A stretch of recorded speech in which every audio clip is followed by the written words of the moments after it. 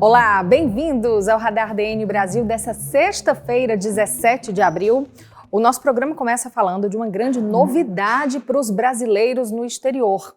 Lisboa foi a cidade escolhida para o lançamento de um projeto piloto que vai permitir que os cidadãos brasileiros que moram em outros países possam tirar a sua carteira de identidade nacional. É aquela carteira de identidade nova, um novo modelo, mais digital, que está em vigor no Brasil desde 2024. A possibilidade de ter esse documento vai fazer com que os brasileiros no exterior possam acessar vários serviços no portal gov.br. A gente acompanhou o lançamento desse projeto aqui na capital portuguesa, que contou com a presença da ministra da Gestão e Inovação, Esther Dweck.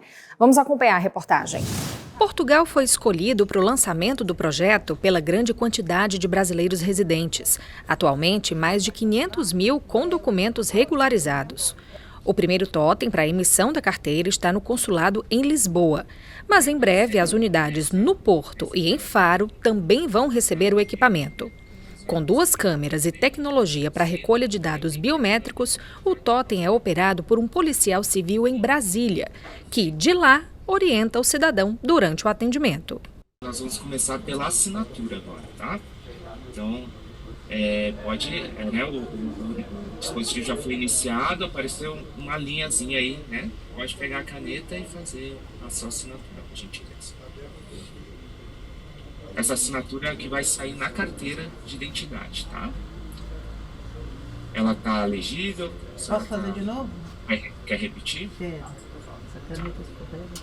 Primeiro, o cidadão ele precisa fazer o agendamento, né, no site da Polícia Civil. Ele vai acessar o e-consular e aí do e-consular ele vai ser redirecionado para o site da Polícia Civil em que ele vai poder fazer o agendamento. Então, todos os atendimentos aqui, primeira coisa, vão ser agendados, né?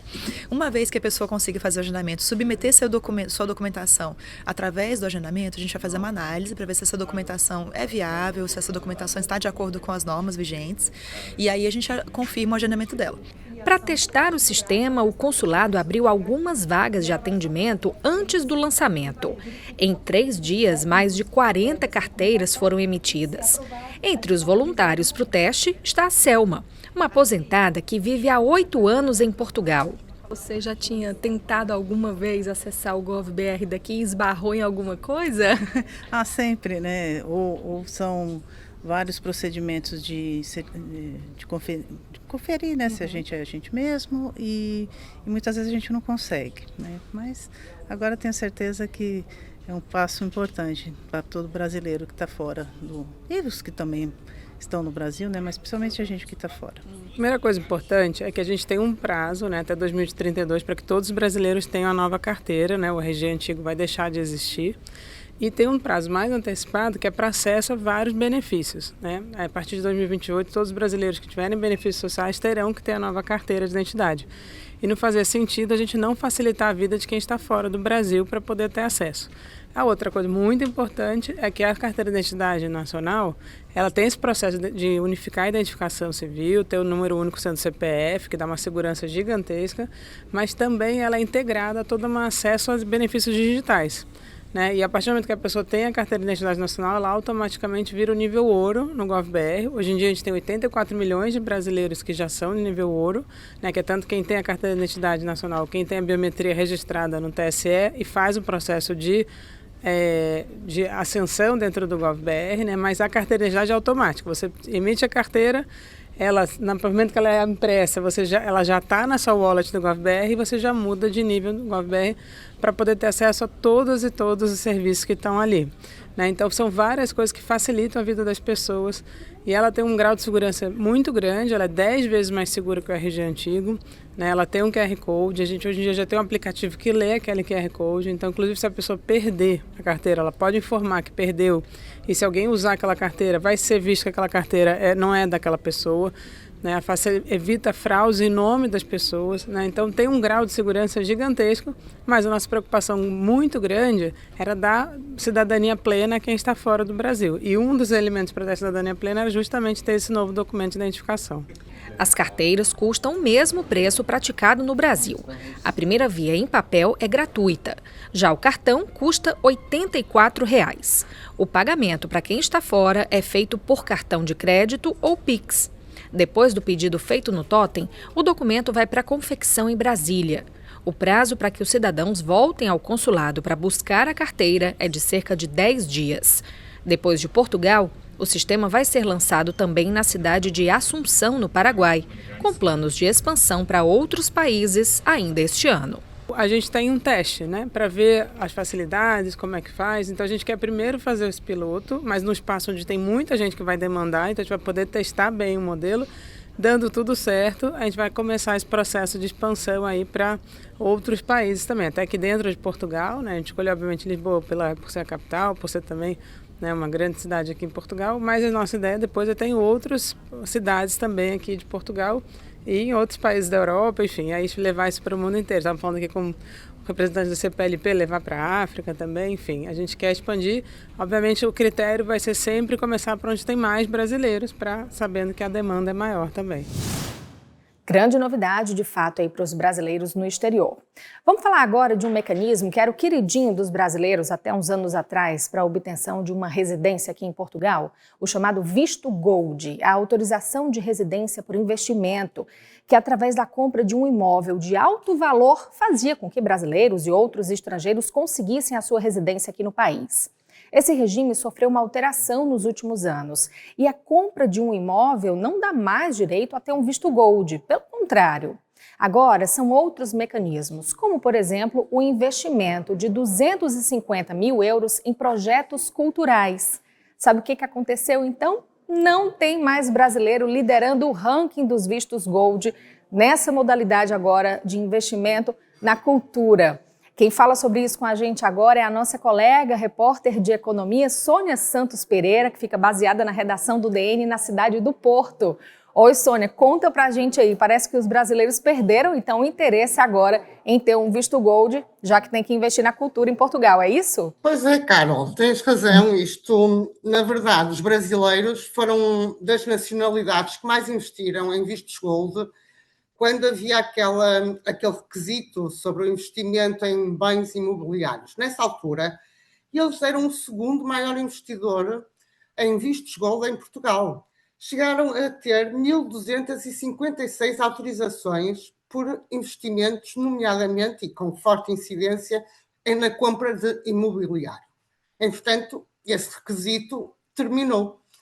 E um dos que tem sido muito procurado são as transferências de 250 mil euros para projetos culturais, para aplicar cá em Portugal, claro, para obter a tal autorização de residência por investimento. Neste requisito não se encontram realmente destacados brasileiros. Os últimos dados que o Diário Notícias noticiou esta semana apontam que são os americanos os que mais investem em projetos culturais. Só o ano passado, os americanos conseguiram 211 autorizações por transferências de 250 mil euros para obter o tal visto gold. São transferências que são basicamente doações, não há qualquer retorno financeiro, não é um investimento com uma aplicação financeira que se vai ter depois um juro, nada. É apenas um investimento num projeto cultural que é definido pelo Ministério da Cultura, mais particularmente por um gabinete que é o GEPAC, que define quais são os projetos culturais e de reabilitação de património que estão elegíveis para essas transferências. Portanto, o ano passado foram os norte-americanos que ficaram na lista, mas desde que está em vigor este requisito, portanto, as transferências para projetos culturais, são os norte-americanos, os chineses e os indianos que mais obtiveram vistos gold por esta via. Nada de brasileiros, pelo menos com destaque. É um facto. De qualquer forma, este mecanismo tem despertado bastante interesse. O ano passado captou 46,8 milhões de euros. Foi um crescimento de quase 300% face a 2024, uma explosão, na verdade.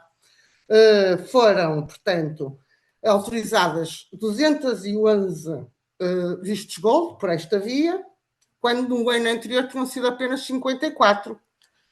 Desde o início, em 2020, desde que este requisito está em vigor, já houve 293 transferências de capital para obter este visto. Como disse, os Estados Unidos, a China e os indianos são realmente as nacionalidades mais ativas na procura deste instrumento, desta forma de obter o passaporte dourado, como aqui também se costuma dizer. E este passaporte dourado, o ano passado, permitiu que 40 atividades da área da cultura, 41 projetos, fossem financiados. A criação do Museu do Brinquedo no Caramulo foi um dos casos, é um dos exemplos, assim como a reabilitação do Palacete Fundação Alentejo em Estremoz. No cômputo geral, os mais financiados, portanto, desde 2020, foram a Fundação Abel e João Lacerda, que ganharam um financiamento superior a 13 milhões de euros para projetos culturais. Serralves, a Fundação Serralves, muito conhecida, inclusive no Brasil, 11 milhões de euros que obteve desde 2020. E a Fundação Alentejo, 5,6 milhões de euros. Isto são apenas os maiores financiamentos, portanto, as entidades que obtiveram o maior financiamento por esta via. Neste momento, estão 29 entidades, entre museus, teatros, diversas organizações de âmbito cultural, com projetos elegíveis para transferências de capital, portanto, os tais 250 mil euros, que depois podem, então, gerar um passaporte dourado. Devo dizer que, portanto, desde 2023, no final, em outubro de 2023, o então governo de António Costa, e também por causa, nomeadamente, do elevado preço das habitações em Portugal, terminou com a possibilidade de obter vistos gold por aquisição de bens imóveis. Neste momento, quem quiser ter um visto gold, ou como se chama em termos mais oficiais, mais formais, autorização de residência por via de investimento, pode fazer uma transferência de 500 mil euros para projetos de investigação científica em Portugal, para também 500 mil euros de transferências para fundos de investimento não mobiliário, também 500 mil euros para a constituição de sociedades comerciais e criação de 5 postos de trabalho e, por fim, mais uma vez, a transferência de 150 mil euros para projetos culturais. Obrigada, Sônia, pela participação com essas informações. Bom, e ainda falando de vistos, muita atenção agora. Vistos para Portugal, pedidos por cidadãos brasileiros ainda no Brasil, a partir de hoje só podem ser feitos de forma presencial. Portugal acabou com a possibilidade de se fazer uma solicitação de visto no Brasil por correios. O que isso significa agora? Significa que os cidadãos no Brasil vão precisar fazer um agendamento prévio junto à empresa credenciada pelo governo português para solicitar o seu visto, a VFS. Depois de fazer o agendamento, vai ser preciso então se deslocar presencialmente a um dos postos de solicitação de vistos. E aí o que acontece? A VFS não tem postos em muitas cidades brasileiras. Vai ser preciso escolher de acordo com aquele posto que atende à jurisdição da cidade de origem do cidadão. A VFS tem postos para solicitação de visto no Brasil, nesse momento, nas seguintes cidades. O posto de Nova Lima, em Minas Gerais, atende, claro, aos residentes no estado de Minas Gerais. O posto de solicitação em Brasília atende a quem mora no Distrito Federal e nos estados de Goiás, Tocantins, Rondônia e Mato Grosso. O centro em Salvador, Bahia, atende ao estado da Bahia e também Sergipe, Alagoas, Pernambuco, Paraíba, Rio Grande do Norte, Ceará e Piauí. Já o centro de solicitações no Rio de Janeiro atende ali a quem mora no Rio de Janeiro, mas também no Espírito Santo, Pará, Amazonas, Acre, Maranhão, Amapá e Roraima. E o centro de solicitações de São Paulo atende aos residentes em São Paulo, mas também em Mato Grosso do Sul, Paraná, Rio Grande do Sul e Santa Catarina. A decisão foi anunciada já no mês passado pela Embaixada de Portugal em Brasília e a justificativa foi garantir uma maior proximidade e um atendimento personalizado aos cidadãos brasileiros que querem fazer a solicitação do seu visto. Então, a partir de agora, é preciso antes buscar as informações no site da VFS, conferir a documentação, agendar a solicitação do visto e aí se deslocar para um dos centros para fazer esse pedido. E lembrando que para residir em Portugal agora, o visto de partida, o visto do país de origem vai ser indispensável. Cada vez mais os cidadãos que vão chegando por aqui têm a sua justificativa para a entrada no país ainda mais verificada. A gente tem números atuais de como é que está sendo a entrada desses cidadãos, principalmente pelo aeroporto de Lisboa, que tem barrado cada vez mais pessoas e os brasileiros, claro, estão aí no topo da lista. Além disso, lembrando, o aeroporto de Lisboa tem enfrentado toda aquela mudança no seu sistema de controle de chegadas e partidas de cidadãos de outros países, de países de fora do espaço Schengen, porque agora entrou em vigor o sistema europeu de controle desses passageiros. Quem vai falar tudo isso para a gente agora, de toda essa mudança, de tudo que tem acontecido e também sobre a entrada dos cidadãos brasileiros aqui em Portugal, é a editora do DN Brasil, Amanda Lima. Oi, Amanda. Isso mesmo, Carol. Olá a todos que acompanham o Radar DN Brasil. Na semana passada entrou em vigor, em pleno funcionamento, um novo sistema de controle de entradas e saídas nos aeroportos europeus da União Europeia, incluso aqui em Portugal, logicamente. Os primeiros dias tiveram filas, pessoas perderam voos, porque as filas estavam muito longas para esse controle. O que a PSP fez? Essa informação oficial que nós obtivemos com a PSP é que quando o tempo de espera passa de 40 minutos, o sistema não é desligado, mas os agentes de fronteira deixam de fazer a recolha biométrica dos dados. Isso não significa que exista menos controle, nem que o sistema é desligado, apenas que a recolha dos dados biométricos e das impressões digitais é feita, digamos, de forma antiga. A pessoa vai levar aí um carimbo no passaporte se ela estiver chegando aqui em Portugal. A orientação oficial continua sendo de 3 horas, mas tem aqui 2 detalhes importantes. Existem dois momentos importantes no aeroporto de Lisboa que têm um afluxo maior de pessoas, tanto nas entradas quanto nas saídas, que é precisamente entre as 7 e as 11 horas da manhã. Então, se você tem um voo que vai viajar saindo de Lisboa nesse horário, a orientação sim é de chegar com um pouco mais de antecedência das 3 horas para evitar que a pessoa perca o voo por causa do controle na fronteira. Lembrando que as companhias aéreas, pelos regulamentos, pelas leis europeias, as companhias não estão sujeitas a reembolsos nem a dar indenização se a pessoa perdeu o voo por causa disso. A responsabilidade é do aeroporto e não das companhias aéreas. Em relação à chegada, a orientação também é de evitar escalas curtas. Se você tem uma escala aqui em Lisboa, evite que seja uma escala, por exemplo, só de 1 ou 2 horas. Na verdade, isso é de se evitar em qualquer aeroporto, não é? Independente da situação. Mas, principalmente, nesses primeiros dias que o sistema está sendo implementado, é importante que a escala seja um pouco maior para você não correr o risco de perder o voo aqui em Lisboa. Em relação ao controle, sim, esse sistema ele vem justamente reforçar o controle e, nas palavras oficiais da União Europeia, combater a imigração ilegal, porque vai ficar ali cadastrado no sistema. Se você já passou de 90 dias, por exemplo, essa informação vai estar em todos os aeroportos da União Europeia. E também aqui em Portugal, mesmo antes desse sistema estar em pleno funcionamento, lembrando que ele começou a ser testado em outubro do ano passado, aumentou em 57% o número de recusas de entrada. Foram 704 casos nos 3 primeiros meses desse ano, de acordo com informações oficiais da PSP. A maioria são de brasileiros, mas não temos aqui os números exatos por nacionalidade. Sabemos que aumentou 57% o número de recusas de entrada e aumentaram também todos os indicativos, os indicadores relacionados com recusas de entrada e detenções na fronteira nos aeroportos aqui de Portugal. Outra recomendação, tanto para quem vai entrar ou para quem vai sair, é utilizar o aplicativo Travel to Europe. Nós já falamos sobre esse aplicativo aqui no DN Brasil, porque ele agiliza, facilita. Quando você chegar ali no controle da fronteira, o agente já vai ter todas as suas informações a respeito da tua viagem.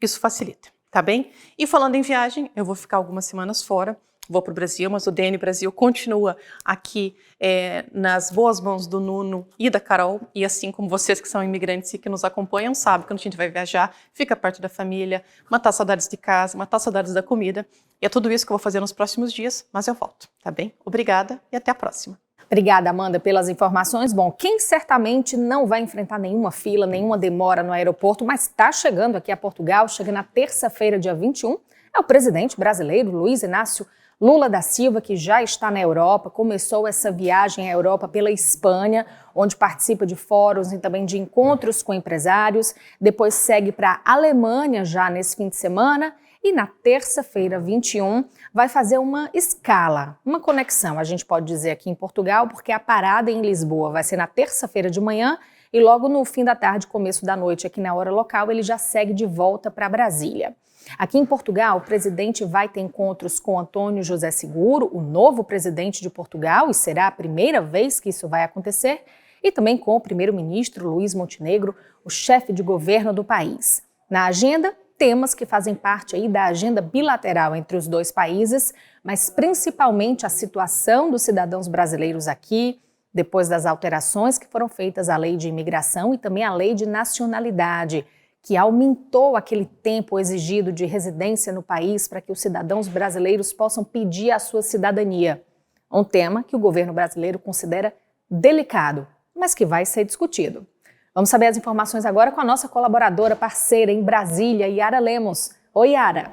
Olá, Carol. Olá a todos que acompanham esta edição do Radar DN Brasil. Sem sombra de dúvidas, Carol, nesta semana, o tema principal que envolve Brasil e Portugal versa sobre a agenda que o presidente do Brasil, Luiz Inácio Lula da Silva, tem na Europa nestes dias, a começar pela Espanha e pela Alemanha. E por último, em uma breve, mas não menos importante, visita a Portugal.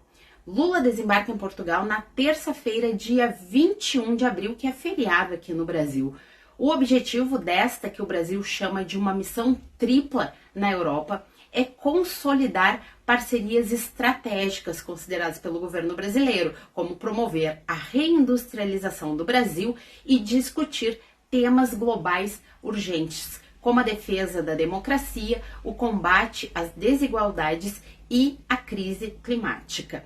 Temas considerados delicados, como é o caso da nova lei da nacionalidade portuguesa, que foi aprovada pelo Parlamento português neste ano e que endurece o acesso à cidadania para estrangeiros, incluindo brasileiros, também vão estar incluídos neste percurso diplomático de Lula em Portugal. O Brasil, claro, tem interesse nesse tema, ainda que considere extremamente delicado tratar disso, especialmente por questões de autonomia da política interna de cada um dos países. Lula está sendo pressionado para tratar desse tema, sobretudo pela comunidade brasileira que vive em Portugal. A questão da nova lei da nacionalidade e da comunidade brasileira no exterior, obviamente, esse é um assunto delicado, e que há sim um interesse da parte brasileira de tratar desse assunto, porque persistem desafios decorrentes das mudanças recentes na lei de imigração por parte de Portugal, não é? Sobre esse assunto, a gente sempre gosta de frisar que é importante buscar uma integração maior da comunidade brasileira, tendo presente o Estatuto da Igualdade previsto no Tratado de Porto Seguro e o Acordo de Mobilidade da CPLP. Né? Então, obviamente, há discordâncias aí, mas Portugal e Brasil têm um canal aberto sobre esse assunto e conversam de forma muito franca e buscando o bem-estar das comunidades, tanto brasileiras lá quanto portuguesas aqui.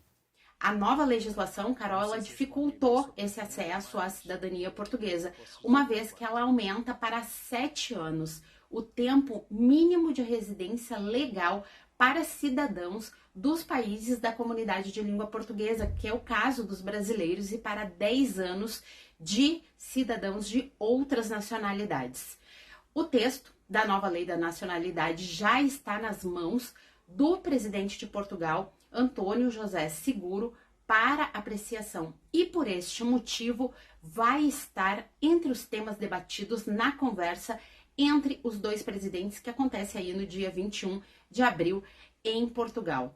Uma das mudanças previstas pela nova lei, Carol, elimina de forma definitiva a concessão automática da nacionalidade portuguesa a filhos de imigrantes nascidos em território português. Para você ter uma ideia, nos últimos 6 anos, Carol, mais do que dobrou o número de bebês brasileiros nascidos em Portugal. Enquanto em 2019 foram 4.537 registros, em 2024 foram mais de 9.600, segundo dados do Instituto Nacional de Estatística de Portugal.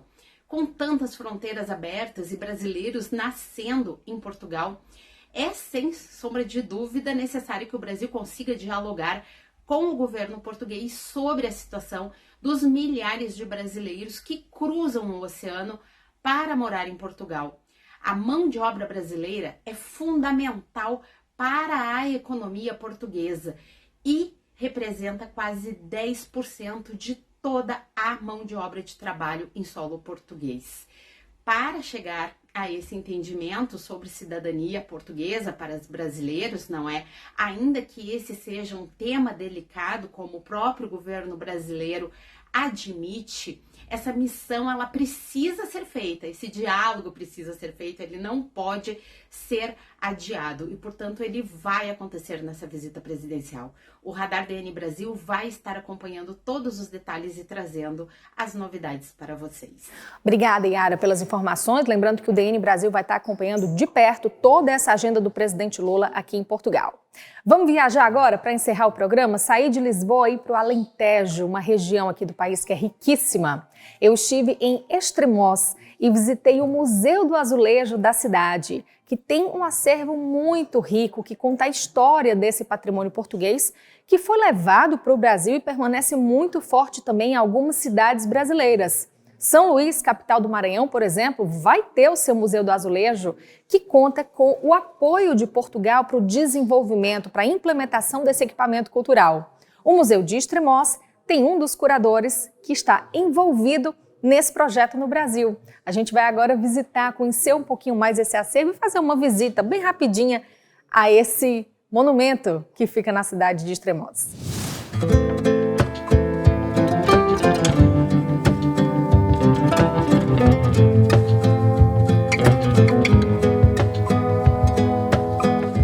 O Beirar do Estremoz funciona no antigo palacete, que foi todo reabilitado e concentra um rico acervo que percorre cerca de 4.000 anos de história da arte da azulejaria. Desde os primórdios da técnica com os egípcios, passando pelos estilos barroco, clássico, rococó, a produção moderna. São mais de 1.200 peças em exposição, que também nos ensinam sobre a chegada dos azulejos portugueses ao Brasil, inicialmente com as peças que eram utilizadas nos cascos dos navios, depois com encomendas específicas para o uso na arquitetura local. Nós estamos aqui na sala onde temos um conjunto de azulejaria de Domingos de Almeida, um dos grandes pintores do barroco português, e numa sala em que temos estas cenas figurativas, bíblicas, monumentais, que eram as grandes cenas também eram apetecíveis para enviar para o Brasil, para os monumentos barrocos que se estavam a construir. Com o passar dos anos, os azulejos portugueses também se tornaram parte do patrimônio brasileiro. Então, ainda hoje nós encontramos no Brasil azulejos muito semelhantes a esses. Absolutamente semelhantes a estes, grandes estudos poder-se-iam fazer para ver até inclusive se não teriam a mesma escala, se não teriam a mesma métrica, porque os pintores da azulejaria, como recorriam às encomendas, e havia uma simbiose muito grande entre a azulejaria e a arquitetura, toda ela oriunda das mesmas oficinas, independentemente para o espaço que fossem, seguramente que tinham essa grande relação. E o Domingos de Almeida foi então um artista que acabou por produzir muitas das peças que foram para o Brasil. Exatamente, o grande ciclo dos mestres, Domingos de Almeida, o Valentim de Almeida e penso também que Teotónio dos Santos tenham sido dos artistas da grande produção barroca portuguesa que mais tenham produzido para o Brasil. No final do ano passado, o governo português anunciou uma parceria com a Fundação Municipal do Patrimônio Histórico de São Luís para apoiar a criação do Museu do Azulejo da capital maranhense, uma das cidades que mais preservam essa arte até hoje. E um dos especialistas a integrar o projeto, que deve ser inaugurado no ano que vem, fez parte da criação do museu em Estremoz. Nós aqui para a execução do Museu Beirar de Estremoz contamos com dois comissários, que foi o professor José Meco e o professor Alfonso Plegazuelo. O professor Alfonso Plegazuelo tem colaborado internacionalmente com o São Luís do Maranhão para a execução do Museu do Azulejo, que é fantástico, vai ser fantástico.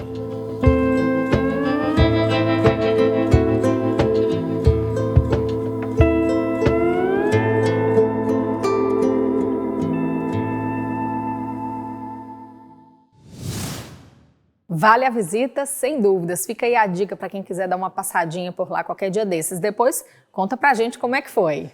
A gente vai encerrando por hoje o nosso Radar DN Brasil. Muito obrigada pela companhia. Quem tiver sugestão de pauta ou quem for visitar o museu e depois quiser contar pra gente como é que foi, manda por e-mail dnbrasil@dn.pt. Pode mandar também uma mensagem pelo nosso número de WhatsApp ou pelas nossas redes sociais. Um abraço, bom fim de semana e até sexta que vem.